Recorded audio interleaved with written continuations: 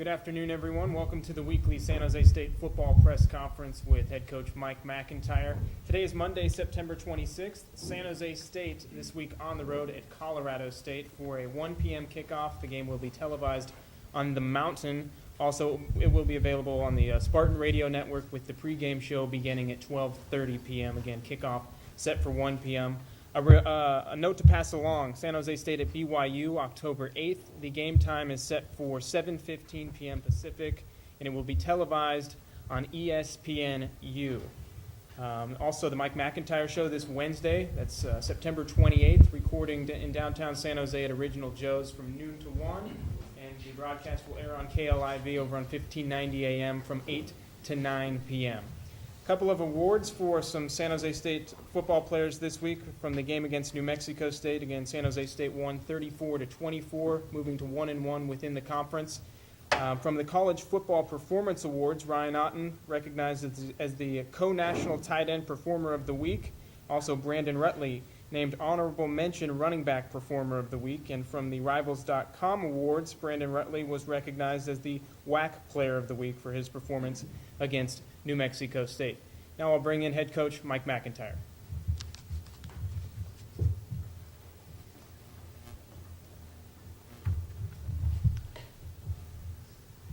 How you doing today? We're excited about this Monday. We had a big win Saturday. The kids played hard. I was really impressed with our offensive line and how they keep improving and basically help control the football game, especially from the very first play, and then in the fourth quarter there we were able to control the clock, so to speak, and basically kind of run the game out.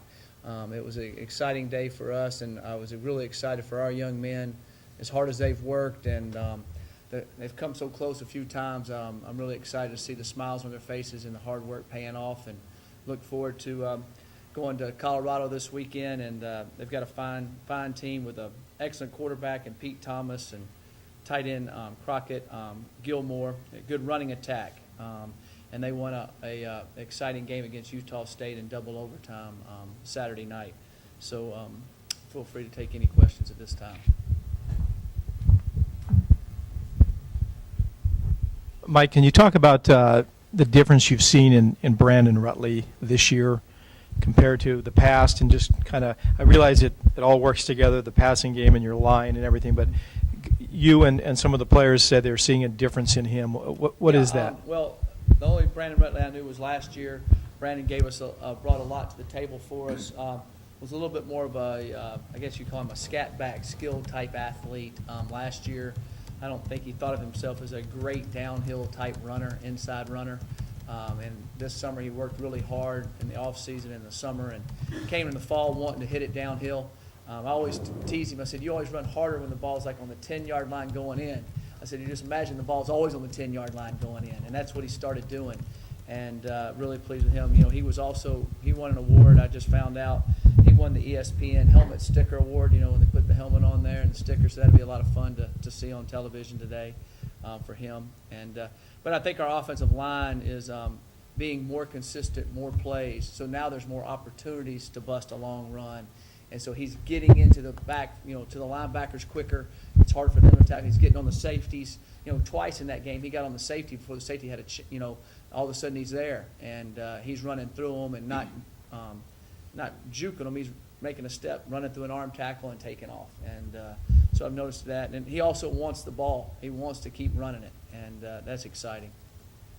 How much of this is he's a senior, and I'm sure the first 3 years go by in a hurry, and all of a sudden this is it, and he just kind of grows up and realizes I got to be the guy now? Yeah, I think that's definitely part of it.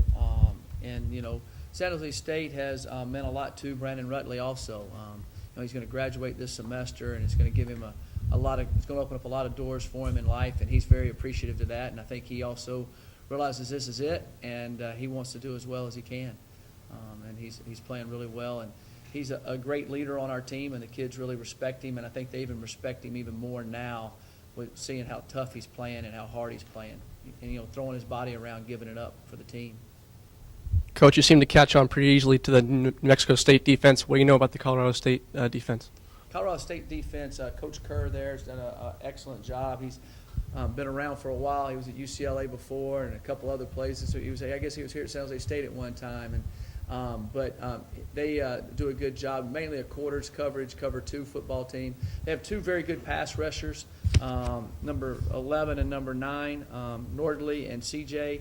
I think they have good speed off the edge. We're going to have to be really aware of those 2 guys. And in the middle, Nuka Latu, I believe I can pronounce that correct. He's a big load. I've noticed him on tape being a big force inside. So it's going to be hard for us to handle those guys. We need to make sure we know where they are and block them and take care of the guys that they have. You see having Retley run the ball more than 30 times again? I hope so. If we can run the ball, 30 times, if he can run it 30 times and we're able to control the clock and he can gain 250 some odd all-purpose yards, we're going to have a good chance of winning the football game. And we need to find someone else to run it a little bit also to take a little bit of the load off of him. But we do plan on giving it to him as much as we can. Coach, you did allude to the fact they have some good pass rushers on the defense. And Stanford game aside, you've had a lot of rushing success against every opponent this season.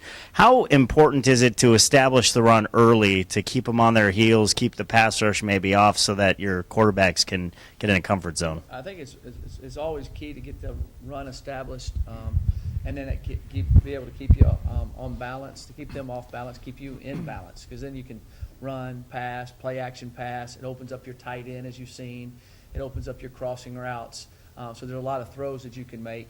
And then they have to drop people down the box, and now you're one-on-one outside. And we had a couple chances, didn't hit them all. We had a couple chances to have some big plays Saturday, just slightly missed it or, barely got away from the route because you got some one-on-one type moves you can make outside. So it's important for us to get the running game going as quick as we can.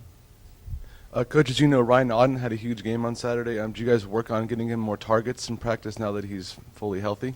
Well, we had him ready to go Saturday and trying to get him the football. And we look forward to trying to get him the football again this week. And, every team plays you a little bit different at different times, so there might be an opportunity if they're trying to focus on Ryan, that opens up a receiver, so to speak. But we'll definitely try to get Ryan the football every way we can. Can you talk about the atmosphere and the level of competition with both teams coming off exciting wins next week? Yeah, I think the competition will be excellent. We're going there to play, and they have a nice stadium, a great atmosphere, and it'll be a beautiful Saturday. I think you guys are at 8 of 15 on third down. How important is that, getting those third down conversions and keeping the defense off the field? Oh, it's gigantic. Our third down percentage has gone up this year. We need to keep improving it, and also we need to keep improving on our fourth down when we try our fourth downs. And so those are areas that keeps the other team's opponent off the field on offense and keeps us moving the ball and just gives us more and more confidence.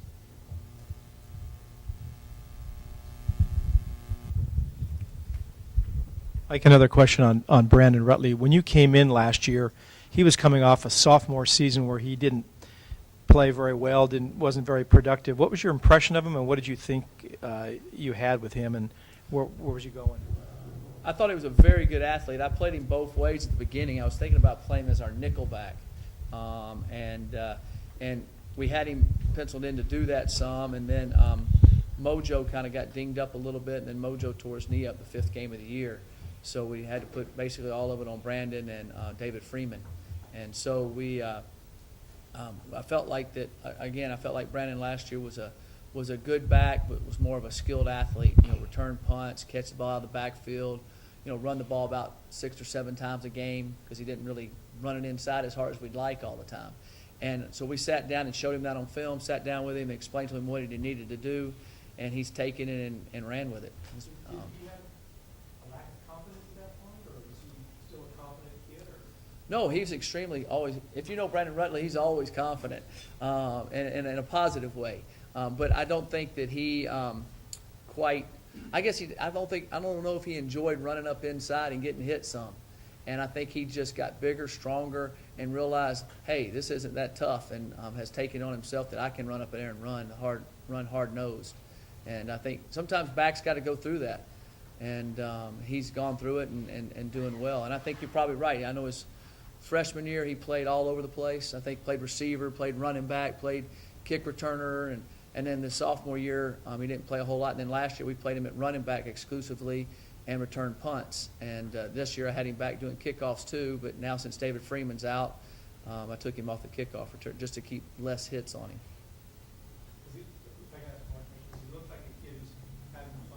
Oh yeah, he's having a blast.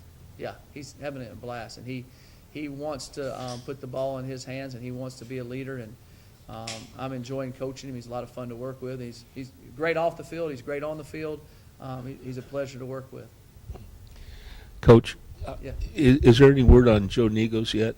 No word on Joe Negos. He's going to go see get the MRI today. He's probably there now as we speak. My other question was that prior to this game, were you guys planning? Did you see something on film that, showed that Ryan might be open? Well, we knew if our running game started, they would start bringing their safeties down low. Yeah. And when they brought their safeties down low, that Ryan's speed and athleticism, if we got him one-on-one with those guys and they're down there trying to cover him at 8 yards deep, then he could get behind them. Because he is deceptive speed-wise, and he's so long. His stride, he takes about 2 steps for every 5 yards, so he gets rolling, and he's getting better and better and more confidence. And Matt made some really nice throws. It's hard sometimes when guys that open not to overthrow him, and he threw it right there and let him run. So it was good for us. Mike, offhand how many defensive linemen you played? Saturday we played 10 guys on the D-line, 10. And Did we'll you- keep doing that. And, we're really going to miss Joe, but we've had some other kids that have played, so we're not throwing young men in there that haven't played much. So I don't think we'll drop off, but we'll miss Joe's quickness to the passer, his enthusiasm inside. We'll miss him.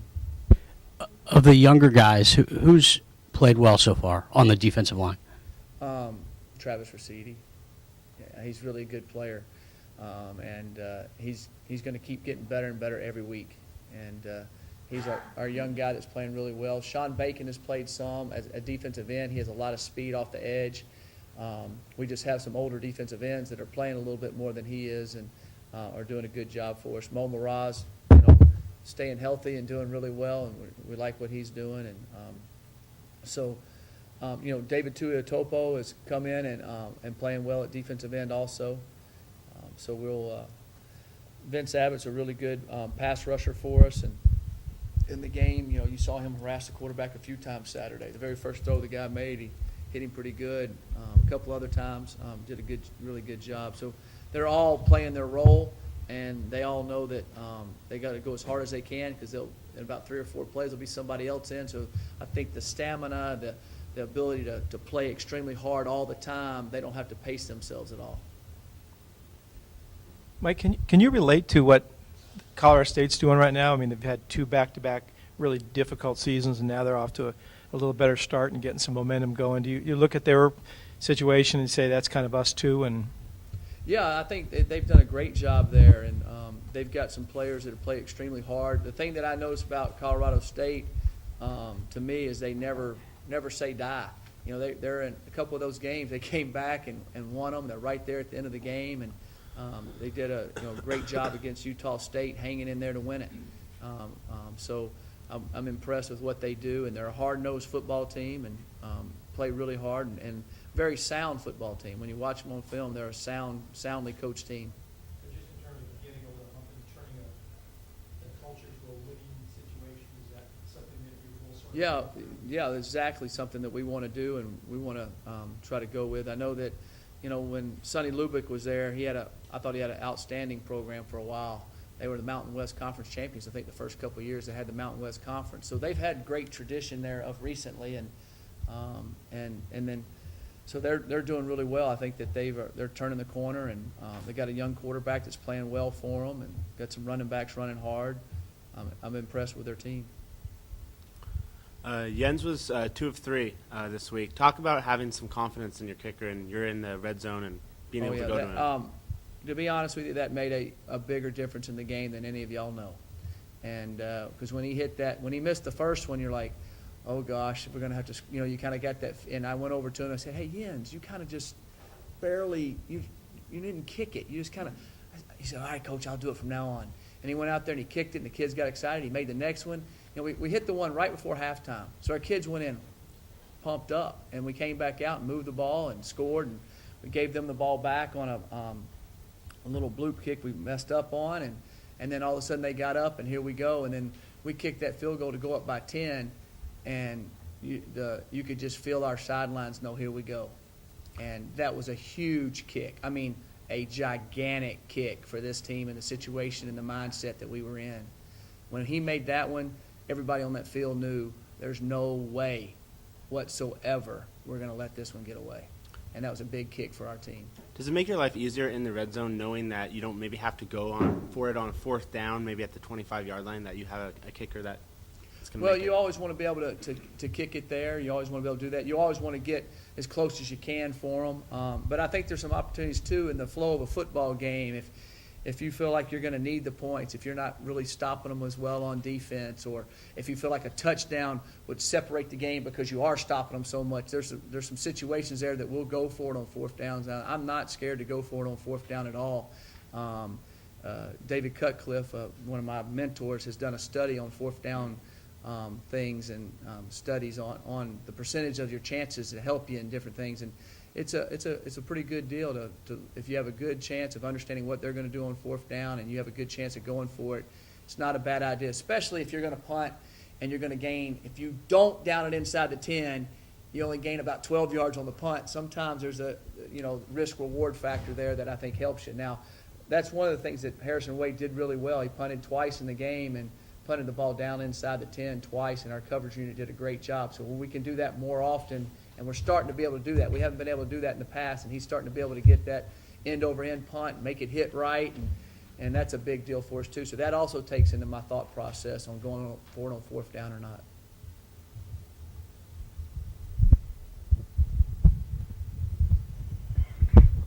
A couple quick ones, Coach.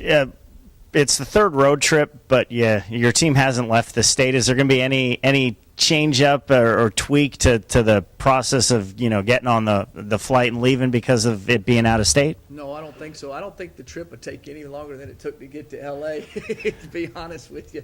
We had a little bit of a delay, then we got there and we were stuck in traffic, and so I don't think so. They get on an airplane, they get on a bus, they go to a hotel, and usually it's a Marriott or something like that, and they're used to the surroundings, and we'll go to the game. So I think they'll be excited about playing an afternoon game there. I know it'll be a gorgeous day. We're closer to Wyoming. I heard that's God's country, and so but we're excited about going to play. So going out of state, our kids enjoy seeing that area of the country and seeing this different scenery. The one thing I am thinking about though is the altitude, to see how that'll happen with us. And I think early in the game we'll do a little bit more substituting to make sure that we can take care of that with the altitude situation.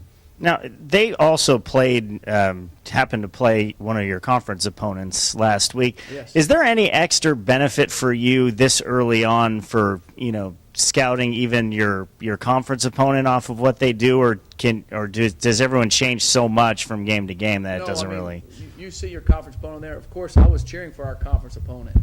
I was cheering for Utah State to win the game, and I felt sorry for Coach Anderson and the way that game ended. I was very impressed with the way Colorado finished the game. And so, but, we watch them, but, you kind of notice what they're doing and put it in the back of your mind, but you won't really dive into them. We don't play them for a while. We're mainly concerned about Colorado State and what they do offensively and defensively. And, of course, we look at the schemes because that tells you kind of what we watch 4 or 5 games and break it all down, and every team plays a different scheme. And you'll say, well, what's similar to our scheme? And then you kind of look at that and say, well, they'll probably attack it a little bit that way, and see how they utilize different people and different schemes. Coach, can you assess the use of both Matt and Dasman, and are you going to use the same sort of play calling against Colorado State? Yes, our process on using Matt and Dasman is, Dasman's able to run the ball, able to keep the defense a little bit off balance. We'll have both quarterbacks in there some, so now the coordinator doesn't know what to do. They'll have to work on that and practice. When 2 quarterbacks are out there, they're going to say, well, when so-and-so's in, we better play this defense. When so-and-so's in, we better play this. So they got to work on that for a whole period in practice. And so we'll definitely keep doing that, and that'll be something that we'll want to do. And very unfortunate that we fumbled it on that one. If we wouldn't have, we were going to gain a lot of yards. And, that happens sometimes. But when we were in there, besides that play, we had some successful plays with it. And just the overall opponent having to work on it and take time working on that will keep them time from working on trying to stop Ryan Otten or trying to stop Rutley. And so that's what we'll keep doing it for sure. Yeah, Mike, we almost got through a whole press conference without asking you about your quarterbacks.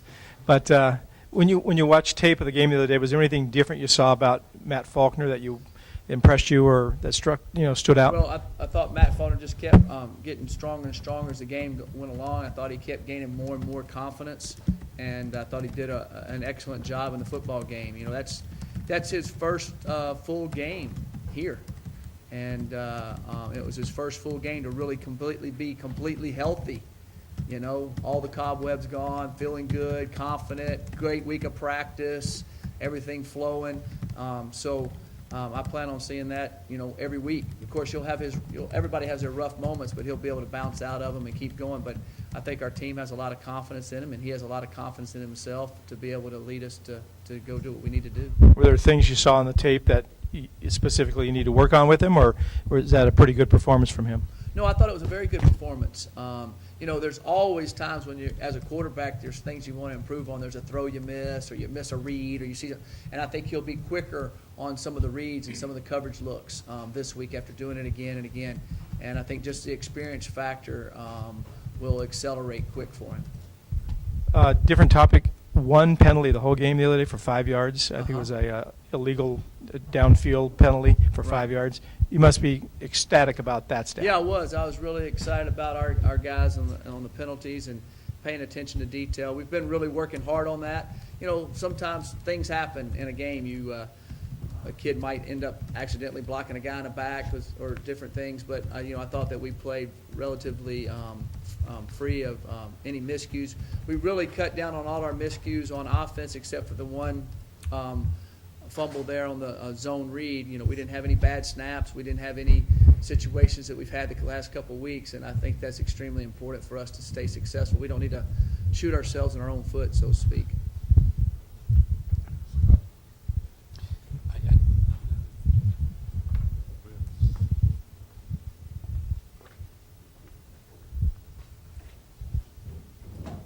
All right. Thank you very much.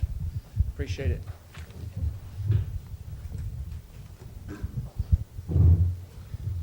Thank you, Coach. Again, just a reminder, this weekend, San Jose State opening up play in October on the road at Colorado State, a 1 p.m. kickoff, the game televised on the Mountain and available on the Spartan Radio Network.